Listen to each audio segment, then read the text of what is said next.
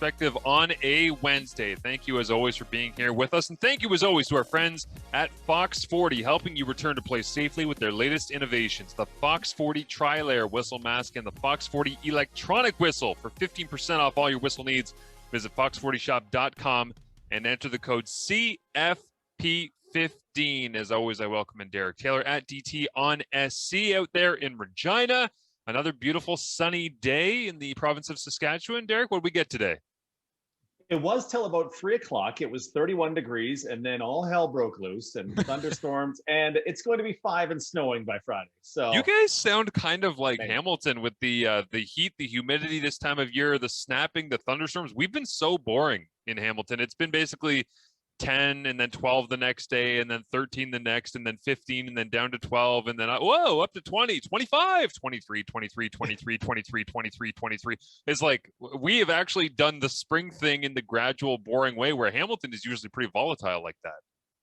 Yeah, for a guy who, like me, who spent the entire weekend adjusting the in-ground sprinklers in his house, the thought that they might freeze again on the weekend. Yeah.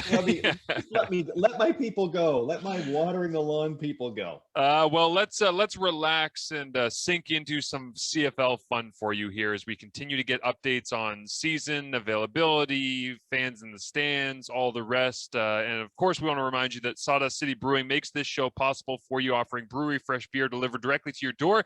You can visit their website, sawdustcitybeer.com, and shop their wide variety of brews. We are completing the 4th of 4 Lager Series tastings coming up this Friday for you on our YouTube page. So make sure you're checking that out. And of course, you can get this podcast, as always, on our YouTube page as well. This May, CFP listeners are getting an exclusive promo code. Use CFP during checkout to receive free shipping on all orders over $100 in Ontario. Only must be of legal drinking age. I want to begin today with a fun little interaction that you and I had on Twitter earlier today as we're recording this on Tuesday evening after you were all done the sports cage, where I've gotten into this habit of when I'm pretending to be strong in my garage of putting on a CFL game of the past. and I usually put on something that I either want to jog my memory or something that I want to kind of fuel some creative juices on, something that, I'm writing an article on somebody or whatever it might be. And I just throw it on so that I can, when I'm doing my workout, I'll glance over at the TV, and once in a while I'll just see something that will make me go, whoa, and it'll hopefully turn into something that we can use for content and whatnot. So plus I just like watching football. So I put on the 2019 East Final, which was the Ticats blackout against Trevor Harris and the then Edmonton Eskimos. And I saw 2018. Was it 20? Yeah. What am I thinking? No. So I put 19 was the Edmonton crossover. Yeah. So that's what I put on though, was Edmonton Hamilton with Trevor in Edmonton. Oh, and then, sorry, but what it was that caught me off and why you thought that it was 2018 is that I tweeted out saying, man, I forgot what Trevor Harris did in the 2018 East Final when Hamilton was playing Ottawa and he was still with the Red Blacks. And the reason that I was shook by this is that when I remember great Trevor Harris playoff performances, I just think East semifinal against Montreal that we always talk about from 2019. But then you realize what he did, and I was there in person for both of them. One of them, the 2018 East Final, Hamilton against Ottawa, I called on radio for Hamilton. And the other, I was, at the start of the game, I was on the sidelines, and then Montreal thought I was stealing signals, and so they sent me up to the press box.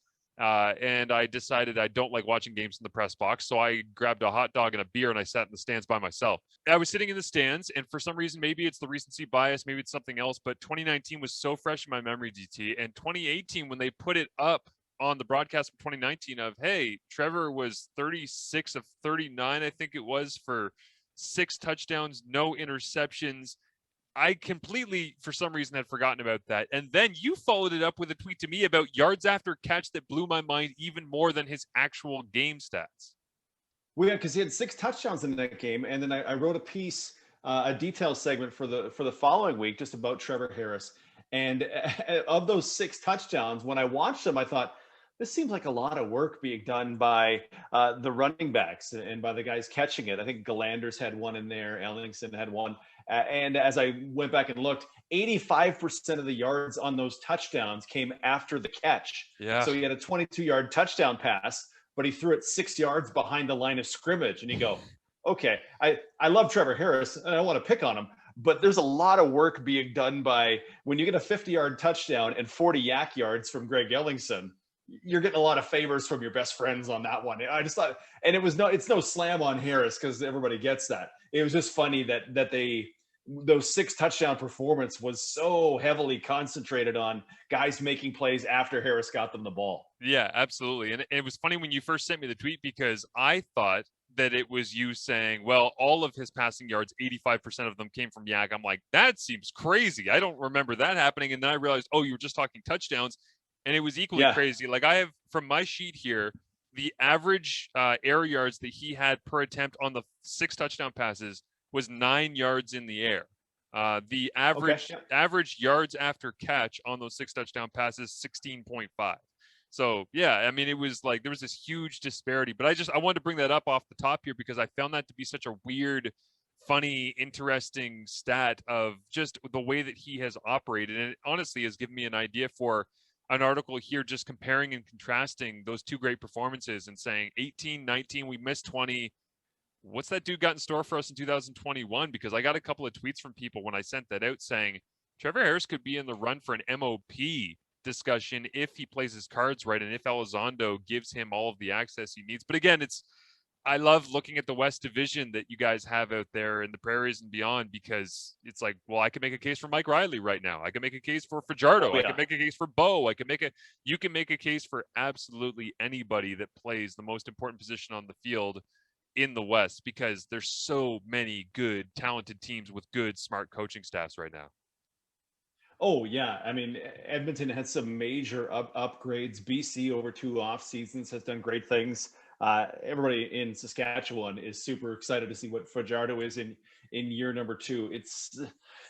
There's a lot of intrigue. Just get us to the start line so we can see this all play out, and then hopefully. I was going to say different than 19, where every quarterback got injured. Let's not have any of that. Let's have all the starters make it through. Yeah, no doubt. I will say good news that we got from Montreal, from Quebec, just before we started taping here, which was that they are open to having fans in the Bell Center for Montreal Canadiens hockey games, 2,500, I believe they said, which again cracks open the door and allows the Alouettes to release a statement saying that they're looking forward to the progress of lifting of restrictions and all of the rest. So yeah, there's a little bit of forward momentum there, but at the same time, it's like you see a headline that comes from Rash Madani early in the day that says, hey, people have the schedule from your show and they don't know what to do with it because they don't have any confidence. And then you see Bob Young 5 minutes later, a statement comes out saying we will unquestionably play in 2021. I'm like, I've stopped guessing. I just like, whatever, man. When we get there, we get there. Fingers crossed we get there. We better get there. But at the same time, I'm like, I can't ride the roller coaster wave of emotions anymore, where every single day feels like there's a new headline, sometimes contradictory headline that's coming out on all of this. But the Trevor Harris stuff is an interesting segue into a project I was working on this week that I wanted to actually discuss with you, which is going back through and watching those old Grey Cups. And after the draft has wrapped up here, I've had a little bit of free time, and I've always wanted to do this.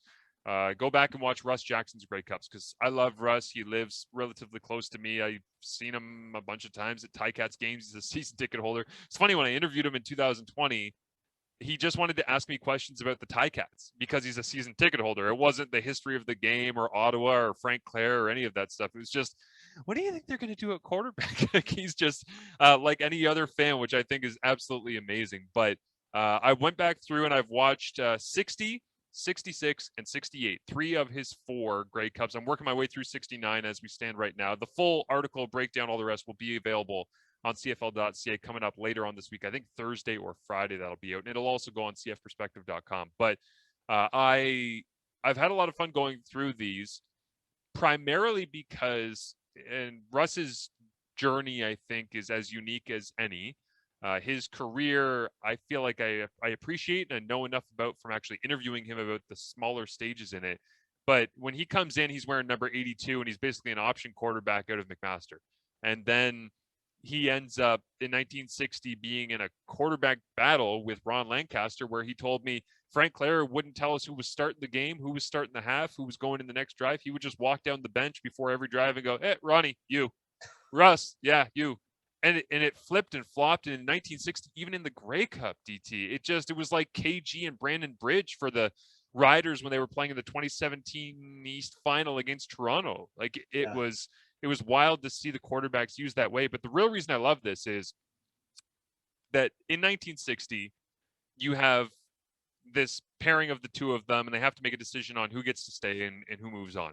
They decide Ron Lancaster is going to go on. He goes on to Saskatchewan. Russ stays in Ottawa. They both have wonderful careers.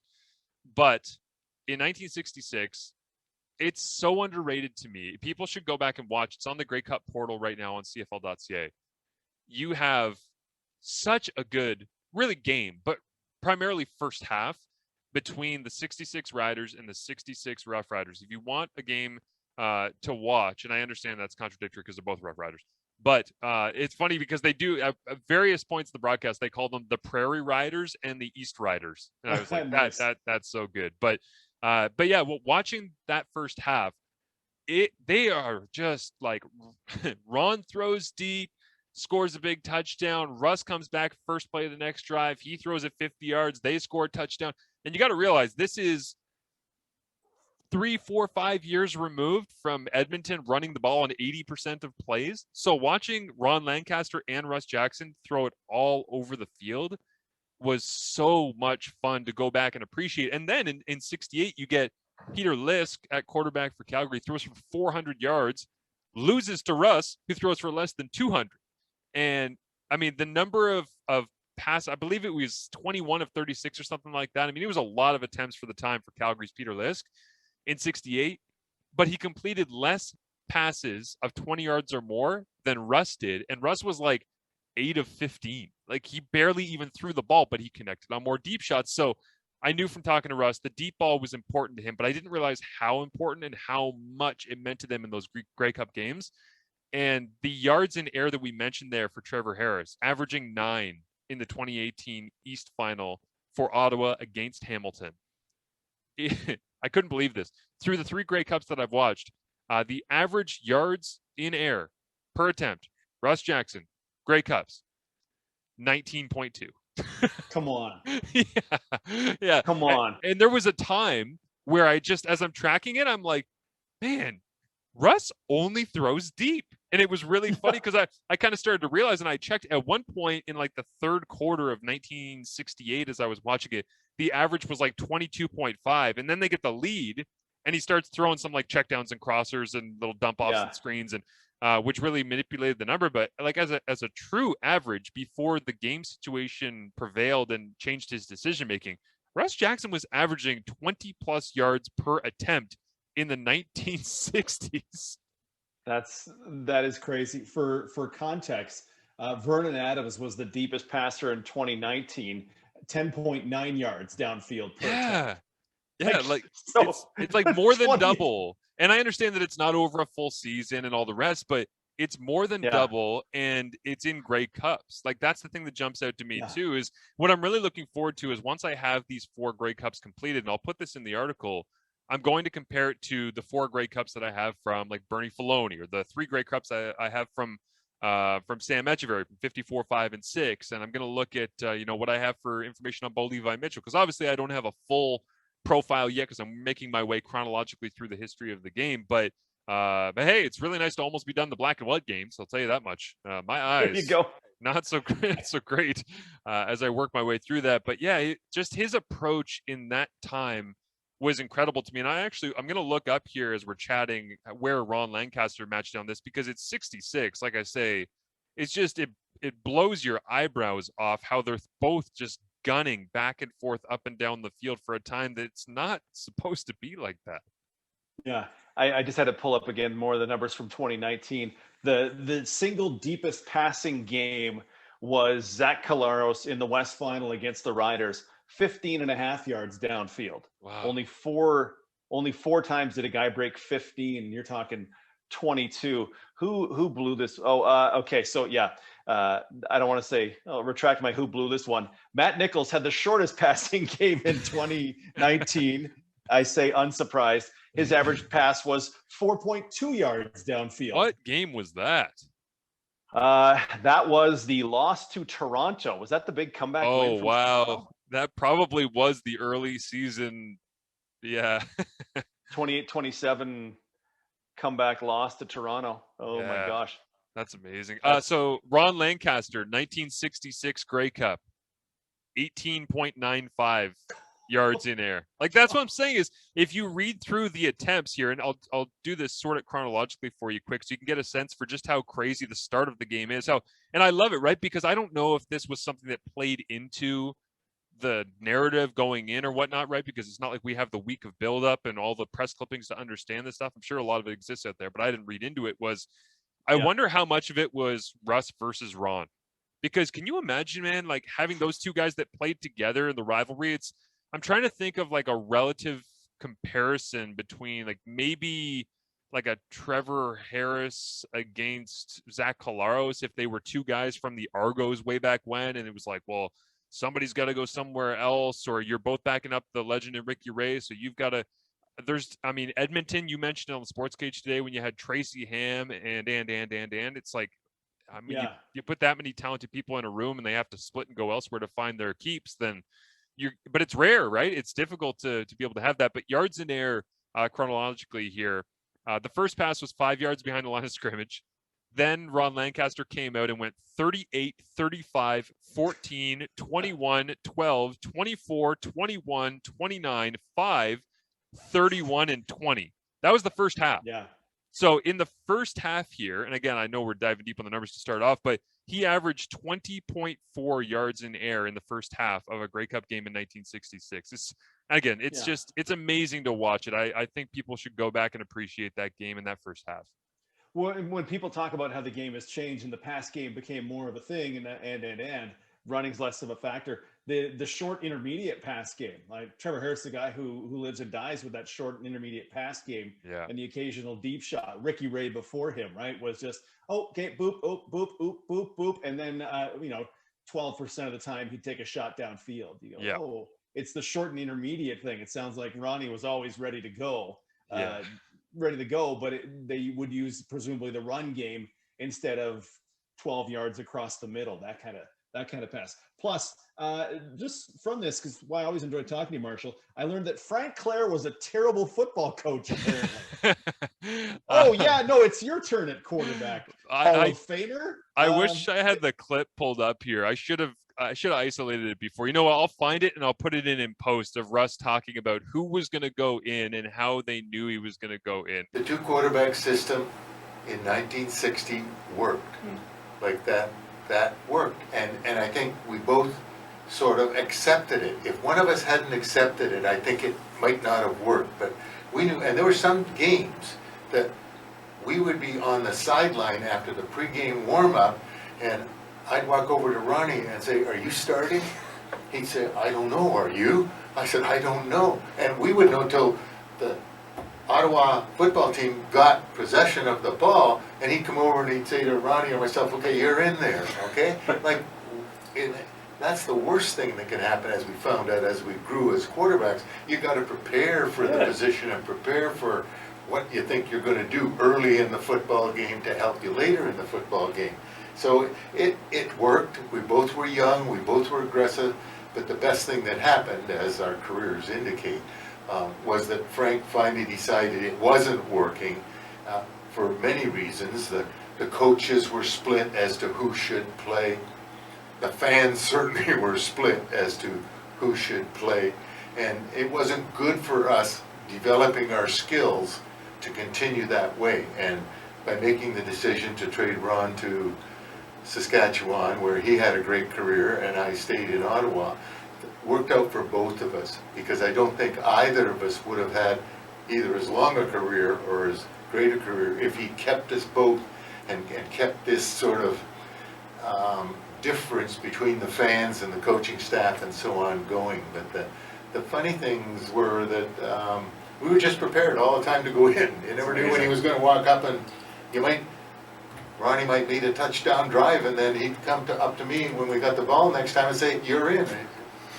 There was no rhyme or reason in the changing of the quarterback back in those days. We just both played, and we had some success, but early in the 60s, things started to get a little dicey. Because, Russ was always just so confused by it, but he had some amazing stories to tell about Frank Clair, where he said he was like a father figure to him, in the sense that he trusted him and he allowed him to make mistakes, and he allowed Russ to call the plays a lot of the time as well, and didn't override what he wanted to do. And he just said that there was this sense of freedom and there was this sense of trust, and he was basically making the comparison to today, where he's like, that doesn't exist a lot of. Like, you're a pawn out there that's being told what to do a lot of the time. And there are guys who can get away from the robotic nature of offense and progressions and things of that nature and be off schedule and make great plays. We saw Colaros do that a lot, of course, in the 2019 Grey Cup run. But when I see the way that Russ's eyes lit up and how he felt about that opportunity to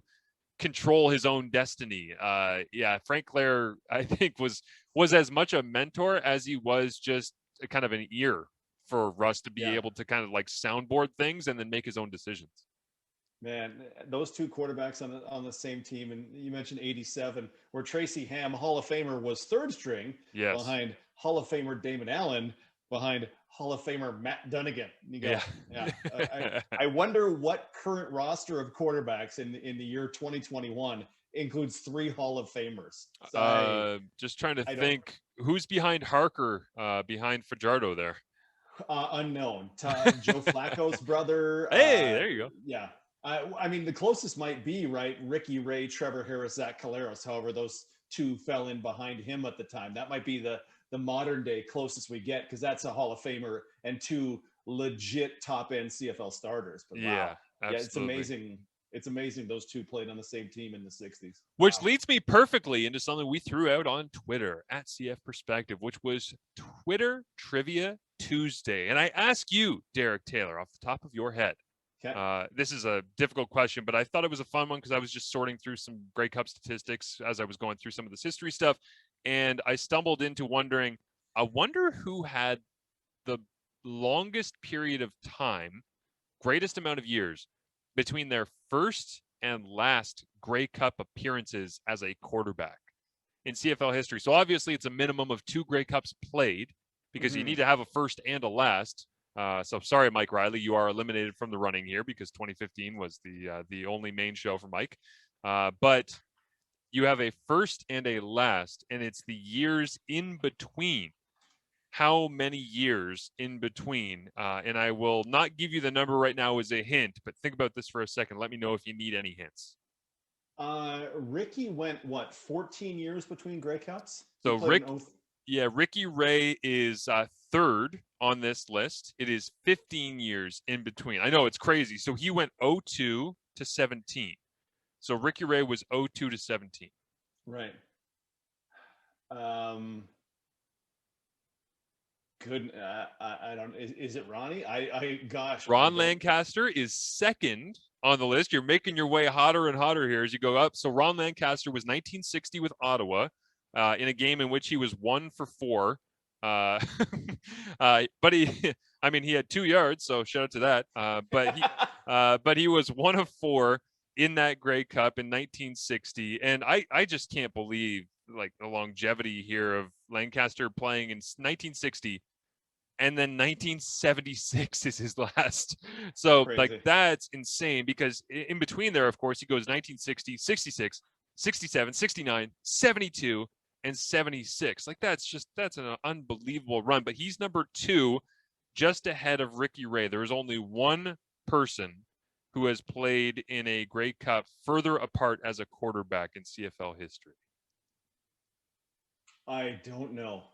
Damon. I wanted to make a Bob Cameron joke, but Damon Allen is the answer. Duh. We had somebody send it in. No, but you don't have to feel dumb on that one, because the time span is crazy. 86 to 04. Like 1986 with Edmonton to 2004 in Toronto. And of course, in between there, he goes 86, 87, 93, and then 2000 with BC, and then 2004 with Toronto. But the idea of those three guys not only being, of course, amongst the tops of all-time quarterbacking history, but 15 years for Ricky Ray, 16 years for Ron Lancaster, 18 years for Allen. After that, it's Bernie Filoni at 10 years. So there's this big drop-off. Russ Jackson and Danny Mack at 9 years between their Grey Cup appearances, because Russ, of course, was 1960, 1969, and Russ could keep playing. I mean, I feel like if Ottawa would have, really tried to get him to come back, maybe he would have. He was pretty set on it, but 9 years in between. And then there's a logjam for 8 years between your first and your last Grey Cup appearance, which includes Kenny Payne, Sonny Wade, Tom Wilkinson, Henry Burris, Dave Dickinson, and Tom Clements. So all those guys, 8 years in between. But again, like all those names that you think about, man, Henry had a long, healthy career. When you think about him being back and what he did in Calgary, and then how he ends his career in Ottawa, like Russ Jackson, final game, Grey Cup, heroic victory, all the rest. And he goes 8 years, and it's not even half of how long Damon Allen went. It is half of how long Ron Lancaster went. It's crazy. Yeah. 8 years, Damon was just getting warmed up. Like, there's 14 years left in this. He was Tom Brady before Tom Brady. That's true. By the way, I saw a clip of Tom Brady from the Super Bowl making a throw that blew my mind today. Also, I just saw a clip of it where he, against Kansas City, takes a snap, 5-man pressure. Fournette whiffs. He doesn't even slide away from the pressure, and he throws it to Godwin like 55 yards down the middle of the field in the Super Bowl. And you see the end cut of it. You're like, how is an 80-year-old making that throw? That doesn't make any sense at all. But let's get into some of our other big thoughts from the day. We already talked a little bit about the article that I wrote on quarterbacking battles. If you want to hear all of that, go to the Sports Cage podcast and check it out, because we went in depth on QB battles and what I was looking at with some of the things that I talked about with Bo Levi Mitchell. But what did you take from any or all of the clips that I sent out of what Bo and I talked about? Because I always enjoy talking to Bo. He's always a fun conversation, but he was really relaxed in the chat that we had here on CFP on Monday. That's available for people in the podcast feed if you haven't heard it.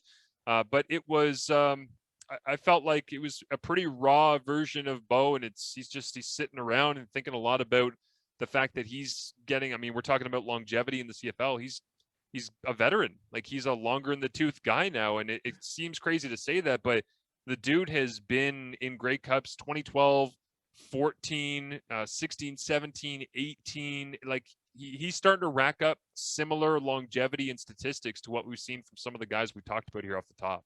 Yeah. And I mean, we skipped a year of football. So I don't, off the top of my head, is Bo still just 30? Like, did he just turn 31 now? So he's a March 1990 guy. Like, that's, if he recovers from his injury problems of 19, he's got a lot of path ahead of him, right? He's got a lot of years left, and the way he plays the game and doesn't take a lot of hits, and he's just so sharp in the pocket there, and absolutely unflappable. The stuff about learning to, what with Nick Arbuckle, right? Learning that, okay, well, the organization, I think, really thinks this guy's valuable, so I should probably get into helping him. I tried to kind of push that to the back. The anti Brett Favre thing, right? Where I'm not here to train nobody. Versus, you know what? It probably helps. Rising tide floats all boats, especially when your arm isn't particularly good and you want to hang in and be playoff worthy when the season, regular season, wraps up. Yeah, and he didn't want to mention who he had talked to, but I thought the important point in that quote was when he said, I had talked to somebody else to be like, hey, how's it working with this guy? And he said, oh shit, he won't even talk to you if you're a rookie. If you have any chance of taking his job down the line, like, that guy won't barely even look at you. And he was like, I don't want to mention names. And immediately I'm like, we only got 9 teams. like, can we figure out who that was? And I'm trying to think, who would Bo talk to, and who would he feel like worthy of reaching out to and asking them, hey, what's it like working with blank? And he mentioned Hall of Famer, and I was like, well, it couldn't be Ricky, right? Like, it couldn't have been Zach, because Ricky's not that guy from everything that I've seen or heard. Yeah, you started to think about, since Bo has been in the league, like, is there any chance that it was Hank that wasn't easy to deal with? Was it, who are other Hall of Fame? Was it Calvillo? Could he have been that guy, like, at the end of his career as Bo was coming into the league? It left that door open for people to speculate on who was the quarterback who did the Favre thing, had no interest in cultivating the next generation of talent. But Bo took away that lesson, as you say, of just saying, I never want to be that guy. And the maturity that comes with recognizing that you have gone from the student to the teacher and having the memory of when you were the student, carrying it into becoming the teacher. Again, it's one of those things where when you add up that what Bo's done in his career, the accolades, the statistics, but then you factor in the longevity and the learning that he's gone through. I was pretty amazed to hear him be so self-aware about where he's at in his career, even though, like you say, it's only 31, nothing's guaranteed, but he's got a lot of time left to play. But he's already played in more Grey Cups than Dave Dickinson did in his CFL career. Jeff Garcia played in 1, Bo's been in 5. You know what I mean? Like, you start to look at what he has done, and the all-encompassing awareness that he has. If I'm another CFL team, especially in the West, that's terrifying that he is maturing and growing and physically still feels good.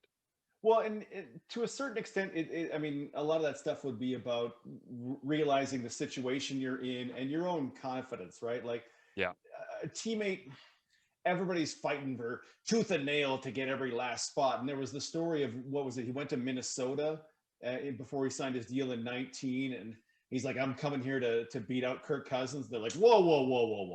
No. We don't want anybody to beat up Kirk Cousins, who we paid $100 zillion, by the way, all guaranteed. So don't beat him out, right?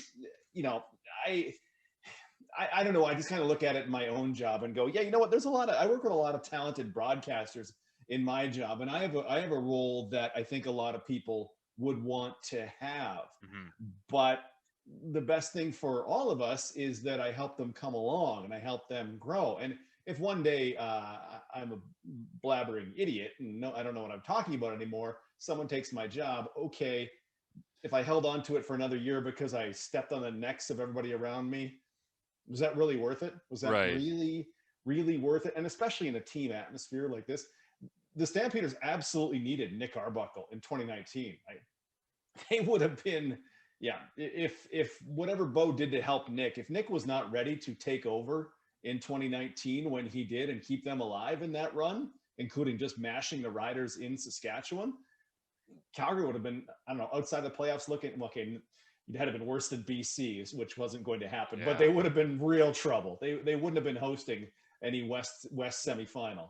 Yeah, and the interesting aspect of this dynamic, I think that we've now learned about, because I've talked to Nick about working with Bo as well, and he said the same thing. Like, it was almost like, cross examination without having either of the witnesses in the room, and they both said the same thing. Like, I loved him, he was great for me, he answered all my questions. Bo was like, yeah, I talked to him, I didn't mind talking to him, I felt like it was really comfortable being able to communicate what we were trying to do with the offense so he could pick things up. And yeah, they did need him, because like, I had heard good things about Montel Kozar's arm, but he has like 2 snaps taken in the short yardage, so they needed Nick to be good in that spot in 2019. And as you say, he was good enough to get himself interest from Ottawa and then get flipped to Toronto, obviously. But with the way that the season is likely to shake out, regardless of whether we start in August as we hope, or if it gets pushed to September, which seems more likely, I think, as I'm starting to look at things more and more, that if you end up having the teams from the East, especially Toronto,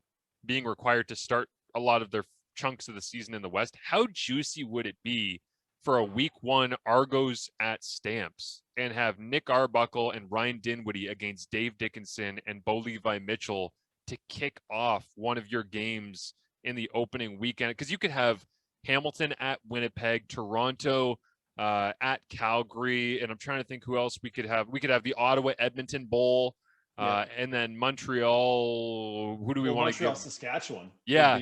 The two first-year starters from 2019 who people are like, oh, these guys are going to the moon. There you go. That's week 1. We just solved week 1 in the Canadian. Whenever week 1 is, that needs to be the 4 matchups right there. Put a stamp on it. Put it in the calendar. Because I think if you were to have like a Thursday night football, Ticats Bombers to recap, relive the 2019 Grey Cup, and then you go Friday night, maybe double header where, I feel bad that BC's getting left out again like they always do on Labor Day weekend, but if you end up going with the later game, or maybe you go with like a Saturday afternoon double matinee, I don't know, it's just whatever structure they want to do with it, those 4 matchups would be amazing to kick things off.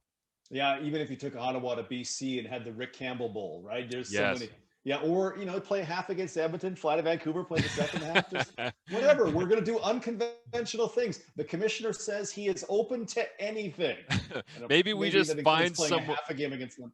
Let's find somewhere that's like just over the continental divide, like somewhere Right? just on the other side of the Rockies. Split the difference. We can just play a little round robin, something like that. But Exactly. yeah, it'll be a lot of fun to see those guys get into action against each other, though, because I am interested in picking the brain of Ryan Dinwiddie before the season begins on exactly how he's crafting this and how much similarities there are to what he's going to run. Because I've talked to him since he took the Toronto job, and he said there's going to be a lot of stuff that looks similar to Calgary. We have the personnel, we believe, to be able to accomplish what we did in Calgary when we were scoring on offense and whatnot. But the difference here is that, yes, Calgary's defense had Hawley at linebacker, and yes, they had still excellent national interior pass rush, and they had good defensive back play when they had Trey Roberson. But Toronto has spent so much in free agency on defense, and they've prioritized the front seven that I think if you get Calgary's, bunny quotes, Calgary's offense through the form of Dinwiddie, Arbuckle, Eric Rogers, all the rest, and you end up getting what that defense could become in Toronto. I mean, there was a time, DT, as you know, where Calgary just did not lose at home. And especially against the East, right? And especially, I remember when Dominique Davis went in there to kick off whatever it was, 2018 or 2019, and I threw all those picks and still won. It was like, none of that makes any sense. But he ends up getting the victory. And to imagine Toronto going in with a new logo on the side of the helmets, the new old logo, and going in with, I mean, let's be real. Toronto wanted Bo Levi in free agency. They couldn't get him. So they went and got Arbuckle a couple years later. Like, if they were to go and get the Arbuckle Dinwiddie connection, go into Calgary and win in week one, whew, man, we would have some stories to talk about. Yeah, I'm curious to see what kind of quarterback Arbuckle really is, because the way the numbers bear out what Bo is and what Nick is. Yeah. Nick's a lot more similar numbers wise to Trevor Harris. Yep. Right. Bo is the gunslinging quarterback, 10.9 yards downfield. Arbuckle was a little over 8 yards downfield, which is very short. It's Trevor Harris territory. Bo 50% more deep shots on a percentage basis. Arbuckle was less willing to do that in that Calgary offense. Still effective as can be, but doing it in different ways. So I'm curious to see if that was just a product of, okay, well, this offense is built for Bo. Nick, you just got to make it, and we'll figure out what you like along the way. And now we get to build one for you. I don't know if Nick is that gunslinger that Bo is, because there are very few guys who are a gunslinger like Bo is. And I hate to keep using that cliched term, but no, it's true though. That cat goes deep. Yeah, and he has no fear. And the thing I love is when you look at the spray chart, the targets of Bo Levi Mitchell, there's no pattern.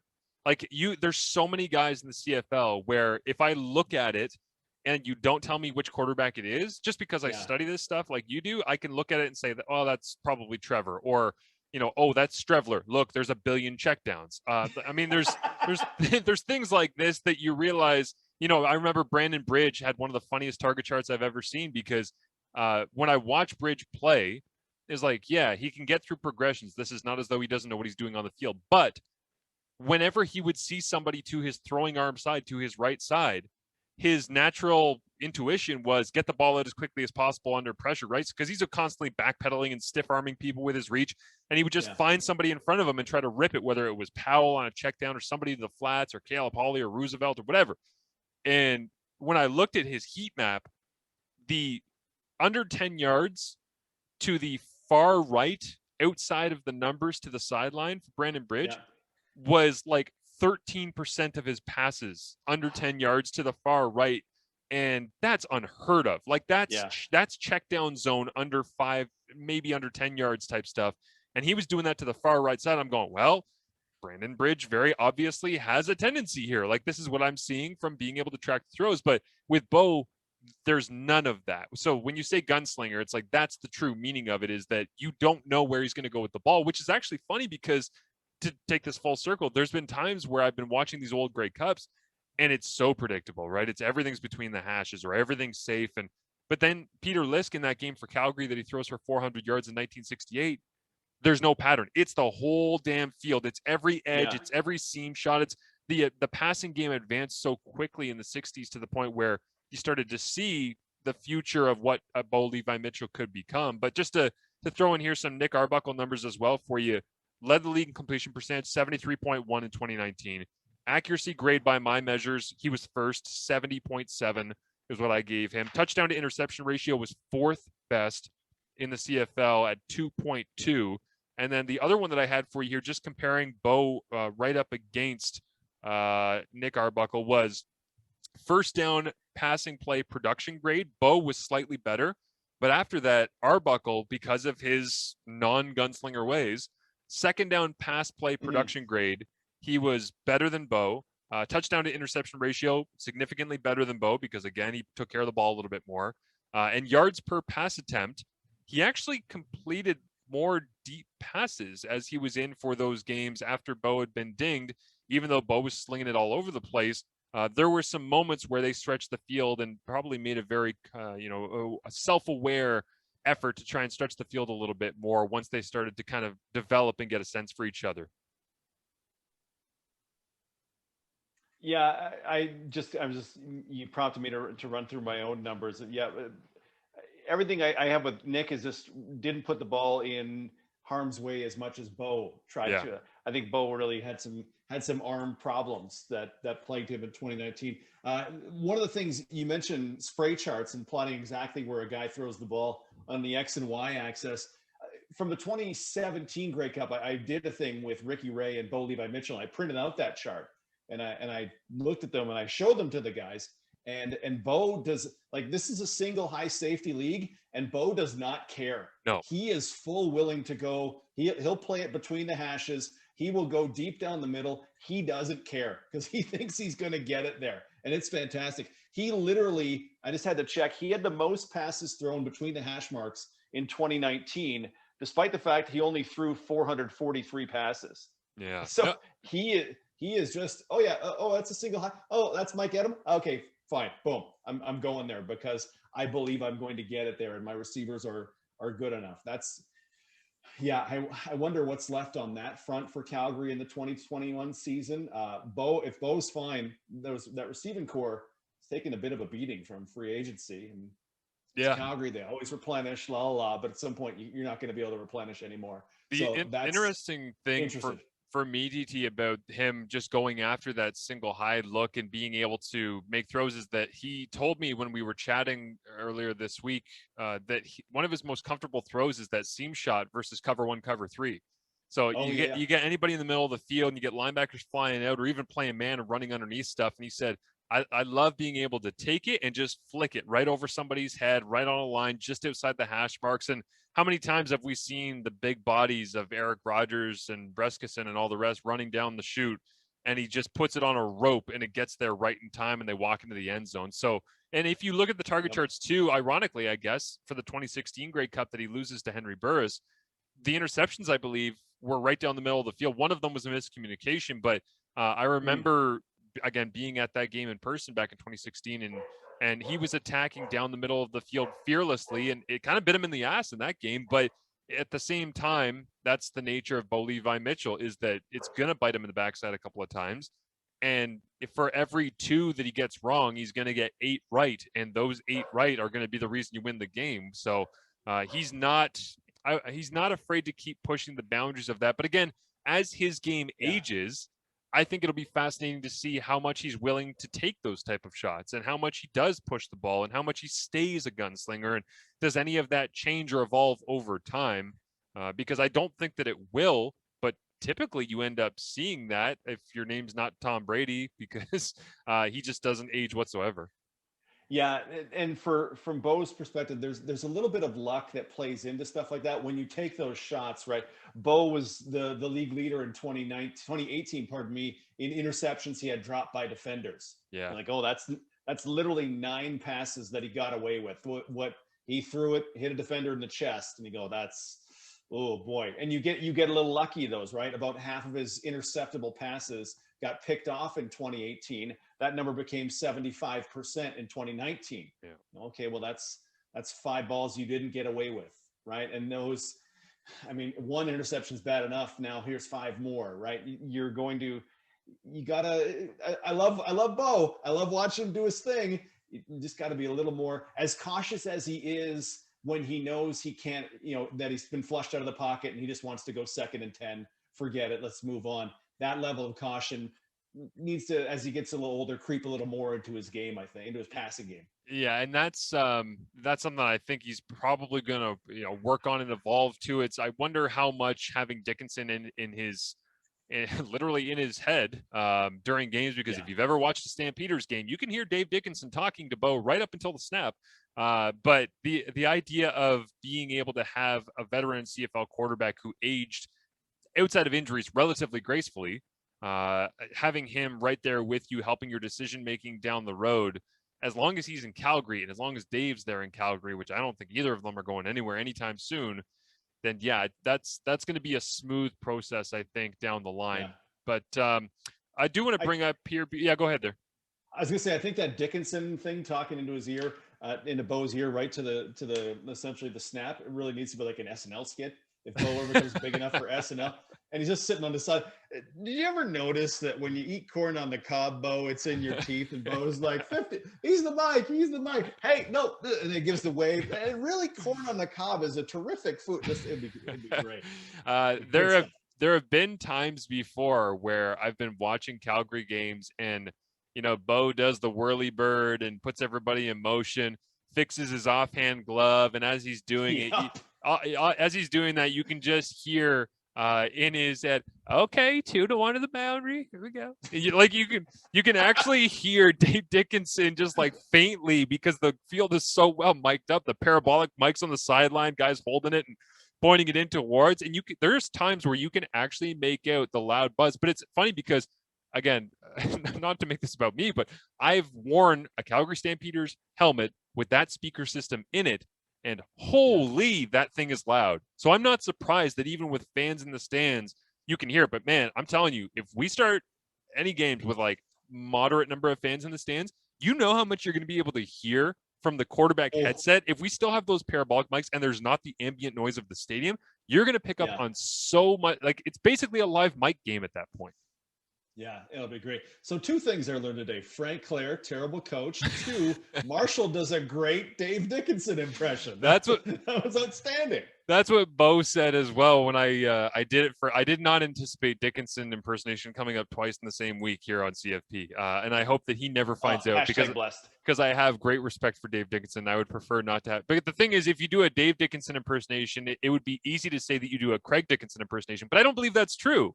I think that they are different enough that I don't think you can copy the two, because I think Dave has a little bit more drawl to his voice. Okay, so I think Dave Dickinson's a bit more, well, Bo, you never know, we'll see.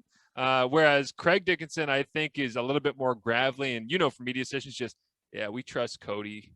Cody's going to be good for us. And Craig's got a little more life when he speaks than Dave. Dave is 27% more chill. That's a really good point. I think Cody is doing a tremendous job out there. He's got a little trouble, but he's got a little more energy. I like that comparison. I'm with you. Let's dive into some Rider stuff here, because we did tease this on the Sports Cage. If anybody was following along there and wanted to get into it, I just sent out the graphic. Once in a while, I just kind of pickpocket something that I've created in the past and send it out on our CFP social media, Twitter and Instagram, and let people discuss them themselves. Just throw a little grenade in the middle of CFL Twitter and see what people do with it. And the one that I threw out there today was the 2019 Edmonton offense of Jason Maas and the 2019 Saskatchewan offense of Stephen McAdoo. And I wanted to kind of compare and contrast and see, and this was an article that I wrote way back in, I don't even know, they would have been very early spring 2020, I think, where I was kind of projecting where this stuff was going to be going. But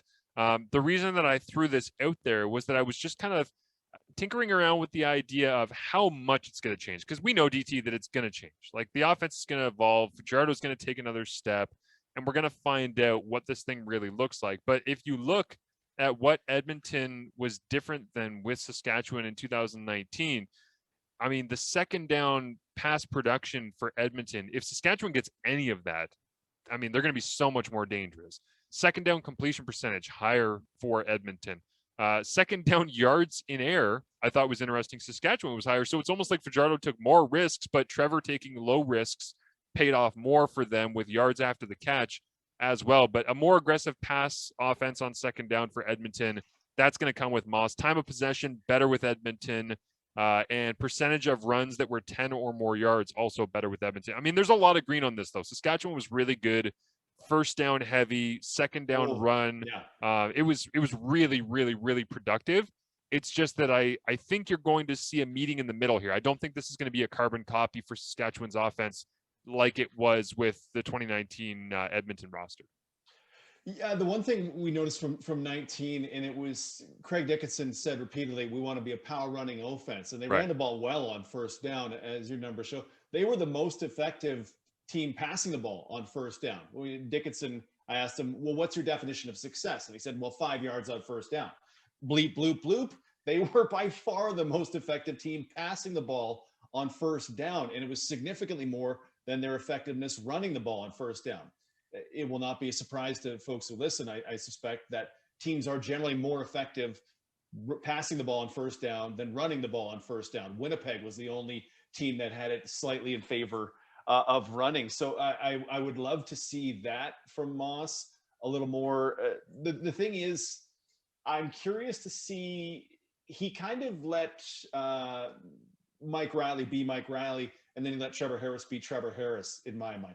Mike's going downfield. Trevor is short, quick passing game, and he was able to accommodate both of those. I was trying to pull up play action passing rates because I feel there are things that I feel like I see from Jason Maas offenses, and their play action, and there's a lot of pre-snap motion. And while you're pulling that up, I want to just ask you this question because I have never really thought of it like this, but you make such a great point, DT, that you let Mike Riley be Mike Riley because Mike Riley, when he's doing what he's best at, is the most explosive arm in the Canadian Football League, right there with Bo. But I think Mike is the guy when he has. I mean, we saw what happened with Duke, when you've got Zylstra and all the rest, like it's just when he has the right pieces, he's as good as anybody going deep. Trevor Harris, when he has the right pieces, consequently different style, he's as good as anybody in the Canadian Football League, just does it differently. What is Cody Fajardo? Like if he's, because I don't anticipate Jason Maas just saying, I'm going to let Cody Fajardo be Cody Fajardo, and I'm not going to ask him to tweak anything. Because I think you're right. With Riley and with Trevor, there was a lot of that where it's, you guys are formed products. Let's just go out there and win games and be productive. If he came in and he said, I'm going to let Cody be Cody, what is Cody? What will that look like to you? Well, so Cody, first of all, what a lot of guys don't present in CFL is a real weapon in both in the design run game and the scramble game as well. That absolutely has to be a part of it. Fajardo was the top-rated deep ball passer in the league in 2019. That I'm curious to see, because that doesn't necessarily translate year to year, right? The Strevolution was the top-rated deep ball passer in 2018, and I don't think I can't not smile every single damn week when you say Strevolution on this show. It just makes me smile and laugh every time. So thank you. I love it. I loved watching Streveler go so much. So I mean, Cody's a smart guy. I'm trying to think of how I would describe him. His accuracy is probably about the league average as it pertains when you adjust it for depth of target and stuff like that. He got a little extra in completion percentage above expectation in 2019, which one indicates to some degree luck, to some degree indicates great job by your receivers as well. So Fajardo's probably about a league average quarterback with a really nice arm, a great attitude toward the whole thing, and man, a weapon in the run game. Streveler as a runner might have been the most effective runner in the league, regardless of position. Period. End of sentence. So just let's take Streveler and just push him to the side. Yeah. Fajardo, Masoli might be the guys now for 2021 that are weapons in the run game. And I'd have to dig up what Mike Riley was under Jason Maas as far as design runs versus scrambles. But Fajardo, I mean, can go deep, throws a really nice ball and is smart and learns from his troubles, right? He will say that week 4 game against Calgary, they just killed me. Yeah. Comes back, and the game in Calgary, gosh, that would have been later in the season, say week 16. I'd have to go back and check. So Those things were not the same. the numbers that I've got here on Fajardo for scrambling, because I put together an article in 2019 where I was projecting the 2020 quarterback run game. Like I was trying to use the numbers from 2019 and be like, hey, here's what this is going to be. So this actually fits with what we're doing. But it's nice when you write an article that just you stumble into, you remember, hey, didn't I do that a year and a half ago before the damn pandemic hit? But yeah, Fajardo averaged just over 8 yards per scramble on called pass plays on first down. So first down called pass plays, and that was third best in the CFL behind only Dominique Davis and McLeod Bethel Thompson, who were both at which I don't know why that is, but I guess everybody was just bailing out, playing zone, and then McLeod was taken off. But MBT must have had one big one in there. 16 for 145 is that's a real solid average. Yeah. But it was ahead of James Franklin, Vernon Adams Jr., Jeremiah Masoli, who were in 4th, 5th, and 6th when it came to first down. Now, in terms of how often he scrambled, this is the funny thing.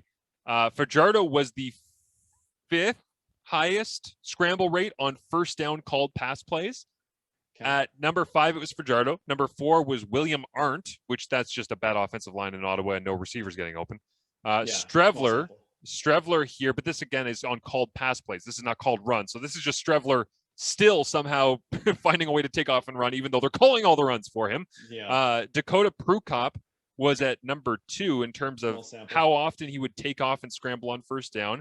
And yeah, same thing that you say, like in McLeod Bethel Thompson also running is like, okay, yeah, small sample size, but also just Toronto quarterbacks running around for their lives. And that was at like 8.5%. And then Matthew Schultz from Montreal, 14% of the time he would take off and run on first down. So he was scrambling around when he was in there. But to your point about second down, and this is where I think it really shows out how dangerous Fajardo can be in this running game with Jason Maas, is that in the system that he was in, yes, run heavy on first down, pound the rock, whatever you want to call it. And he would try to manipulate people with his arm on second down. But keep in mind, it's his first full year as a starter, right? Because Zach goes down early, he gets the job, he runs with it week 2 onwards.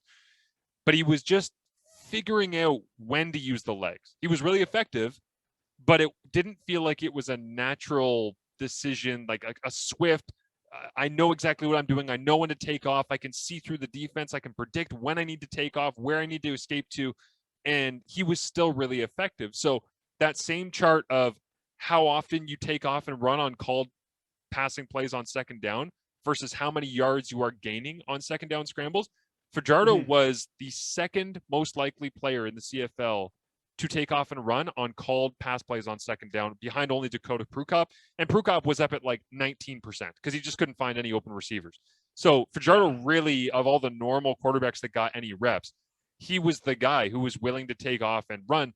Now, how willing is Maas to see that on film? Because that's not just a number. That's something that they will obviously notice, and they'll say, okay, this is a strength. This is something we can build around him.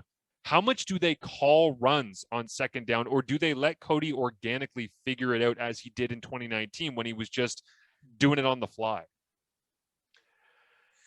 Yeah, that will be the thing, right? He had the second most designed runs behind, obviously, the Strevolution, and 8 designed run touchdowns, including, the winner against Hamilton in week 8. Like, Cody makes big plays. And, like, how many times, what was it, 2nd and 20, and he ran for 21 yards. There were plays like that, and you go, you can't look at this and go, no, let's push that aside. You know what? If you get near the line of scrimmage, you just Bo Mitchell that and you just throw it into the dirt. No, come on, you'd be nuts to do that, right?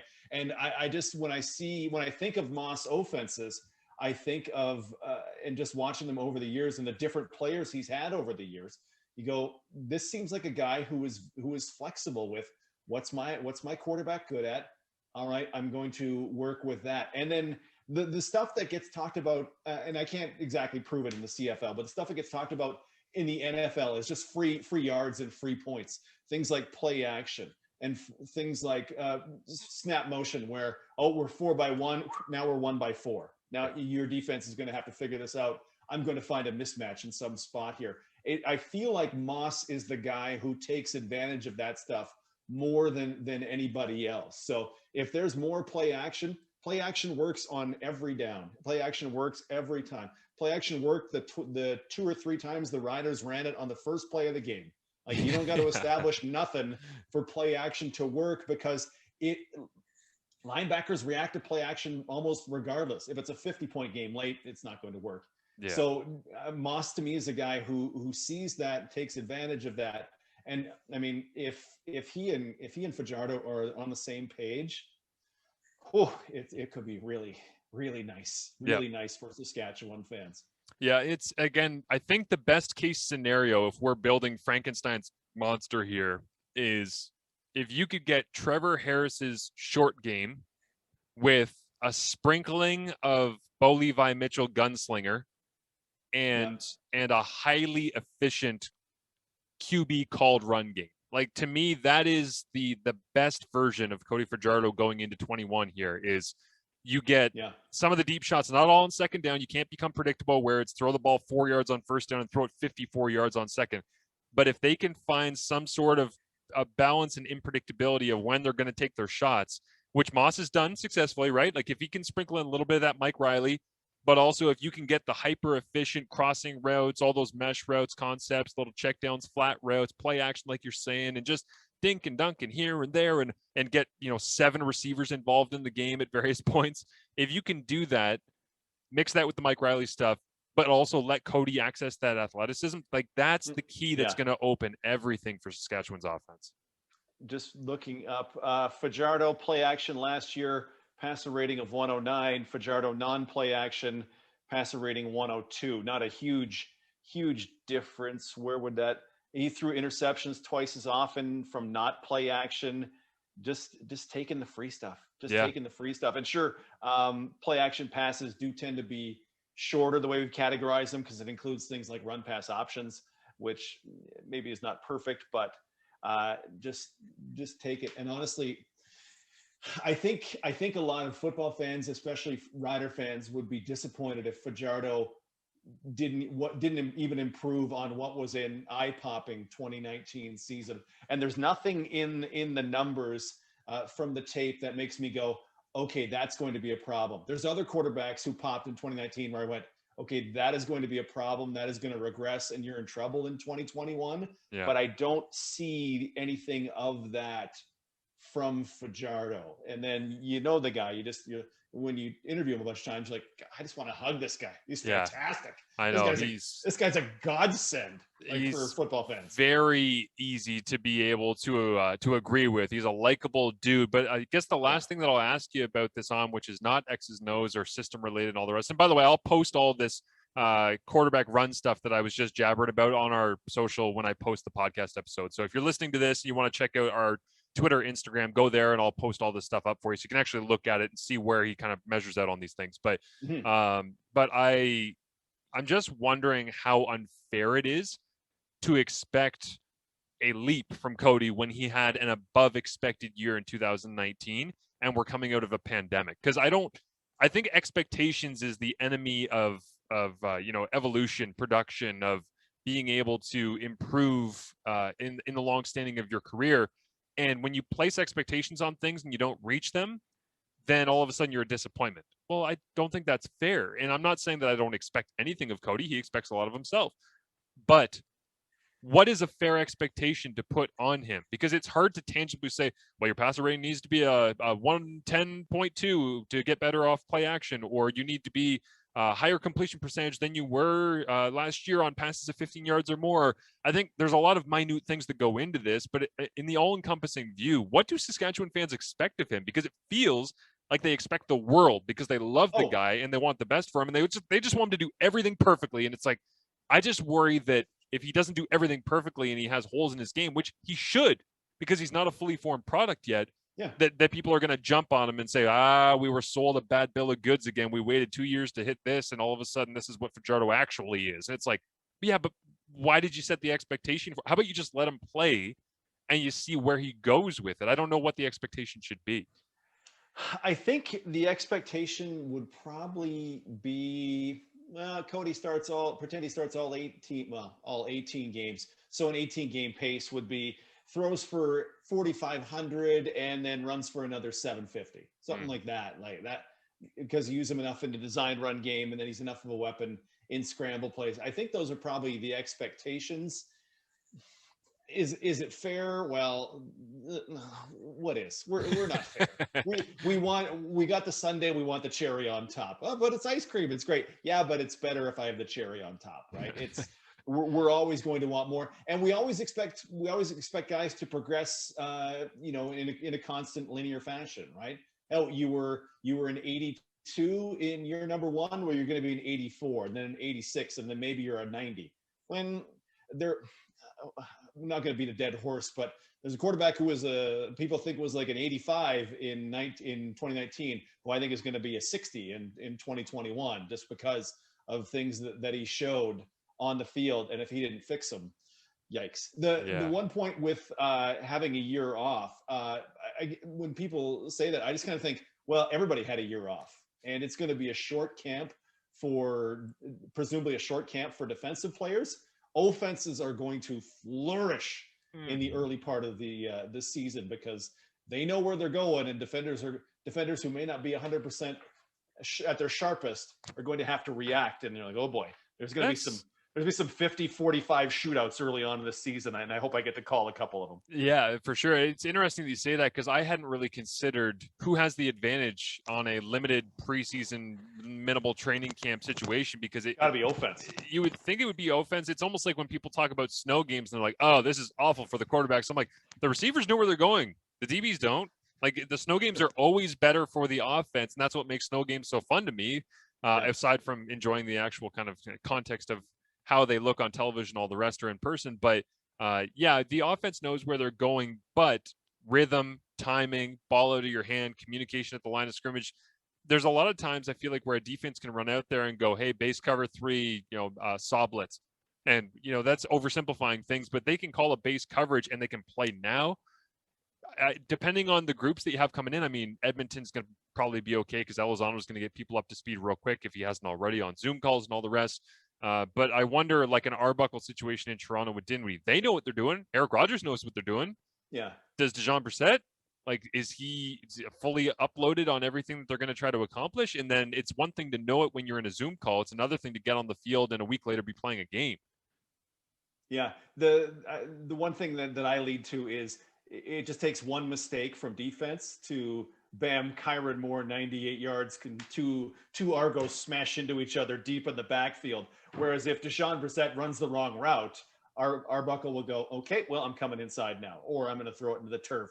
There's more disaster potential if one defensive player makes a mistake versus one receiver, for example. Yes, that is fair. As always, we don't get to our final point here on the podcast because we run out of time, because DT and I have lives outside of this podcast, believe it or not. He's been talking for 18 hours straight about CFL football between radio and podcast. So good though, right? Yes, we will save it, but let's give a quick shout out to Chris O'Leary in the article. If people want to check it out, CFL.ca. Chris wrote just some lingering thoughts that he had going into training camp here. We were going to pick our favorite each coming out of this. But what kind of caught your eye as we head towards the exits here on the breakdown? Chris referenced it. Chris, tremendous writer at CFL.ca. You should absolutely read everything he does. Winnipeg is going with McGuire as its number 2 still. I had to check my depth chart to make sure. Is this the most suicidal play we've seen? They love him in the CFL. They love Dominic Davis too. Yeah. I remember hearing the story. Oh, they think Davis is phenomenal. Davis threw 4 picks in a win, beat Saskatchewan, and then they went 3-15. Yikes. I'm on Collaros Island. I love Zach Collaros. Since he should have been MOP of the league in 15. Love him. Yeah. You can't go in with the worst backup quarterback situation in the CFL. If you are Winnipeg, and I don't care how good you think Andrew Harris is, you can't do it. If Calgary can have Dakota Prukop and BC can have Will Arndt, you gotta find something and somebody to be your backup there. Because I closed down the file. I don't know how many passes Sean McGuire's thrown, but 6. Like, is it 6? Yeah. It's not a lot. My favorite one that Chris decided to pick here was Toronto, and he says this in the article: the best training camp battle might take place in Hamilton, but an hour or 2 or 3, depending on how the traffic gods feel. Up to QEW, the Toronto Argonauts will have the most interesting overall camp in the league. We know how they spent their winter signing big-name free agents on top of big-name free agents, loading their roster up with talent on both sides of the border. GM Pinball Clemens and VP of Player Personnel John Murphy didn't just swing for the fences through this long offseason. They bulldozed over them and planted Argos flags where the fences once sat. Canadian talent, Jawan Briscason, Jamal Campbell, Fabian Foote, Cameron Judge, Enoch Mwamba, Levi Noel, just to name a few. American talent, how about Nick Arbuckle, Davaris Daniels, Alden Darby, Charleston Hughes, Cordero Law, Shaq Richardson, Eric Rogers, John White, Odell Willis, Bear Woods, and Chandler Worthy. Intriguing new CFL faces.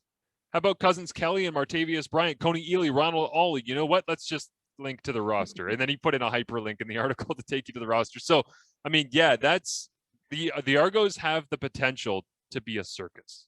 They really do. And I think that's what you are getting at there. If you are Chris O'Leary, is everybody's excited to see what it ends up looking like. Nobody has any idea what the starting point's going to look like. And the thing that I personally love about this, DT, is we already know the preseason's useless. The real players don't use the preseason very much. They don't get much action in training camp, and we still end up with 2 weeks of football that looks like preseason football.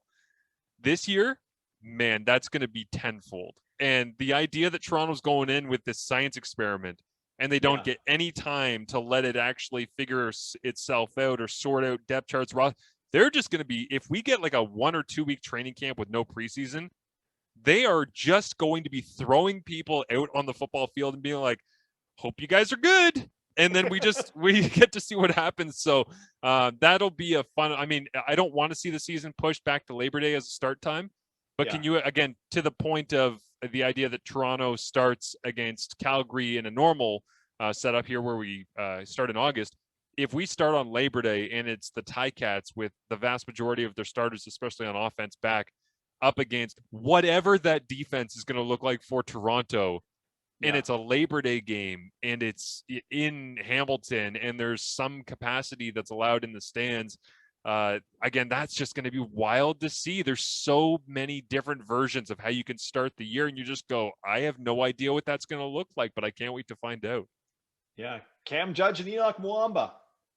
Could be great. Could take a second to get together. It's going to, Toronto has made the last 2 off seasons very interesting, and I can't wait to see it on the field. Yes, absolutely. Always fun to hang out, my man. Thank you for this. Appreciate it. Make sure you're checking out DT on SC. That is his Twitter handle, of course, and check him out on the Sports Cage out there on 620 CKRM. What do you got coming up for the rest of the week?